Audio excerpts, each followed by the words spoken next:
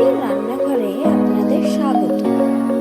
আজকে আমার recipe chicken pakora.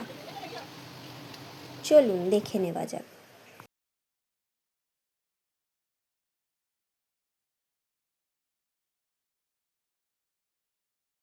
Chicken pakora বানানোর জন্য আমি এখানে 500 গ্রাম মতন বোনলেস চিকেন নিয়ে নিয়েছি। 3টে বড় সাইজের পেঁয়াজ বেটে নিয়েছি। শুকনো লঙ্কা 6টা মতন একসাথে পেস্ট করে নিয়েছি। 2 চামচ রসুন বাটা, 1 চামচ আদা বাটা দিয়ে দিয়েছি। একটা ডিম ফাটিয়ে দিয়েছি। হাফ চামচ বেকিং পাউডার, স্বাদ অনুযায়ী নুন, বিট নুন, স্বাদ অনুযায়ী চিনি দিয়ে দিয়েছি। 2 চামচ সয়া সস, 1 চামচ গোলমরিচ গুঁড়ো, 4 চামচ অ্যারারুট, 4 চামচ কর্নফ্লাওয়ার। এই দুটো জিনিস সমান পরিমাণে দিতে হবে।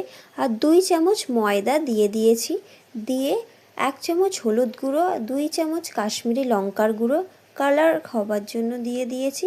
একটু তেল দিয়ে দিয়েছি, সর্ষের তেল দিয়ে একসাথে সব কিছু মিশ্রণটাকে মাখিয়ে নিয়েছি ভালো করে।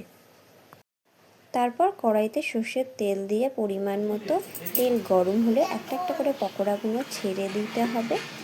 পকোড়াগুলো ভাজা হয়ে গেলে এপিট ওপিট ভালো করে উল্টে পাল্টে ব্রাউন করে ভেজে নিয়ে তুলে ফেলতে হবে।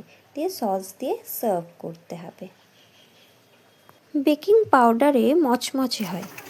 চিকেন পকোড়াটা খুবই ক্রিস্পি হয়েছিল, নরম হয়েছিল। এই কারণে আমি সারা রাত লেবু আর নুন মাখিয়ে রেখে দিয়েছিলাম। ভেতর পুরো নরম হয়ে যায়। আর অ্যারারুট আর কর্নফ্লাওয়ার এই দুটো জিনিস সম পরিমাণে দিতে হবে, তাহলে জিনিসটা ক্রিস্পি হবে, খুব সুন্দর হবে।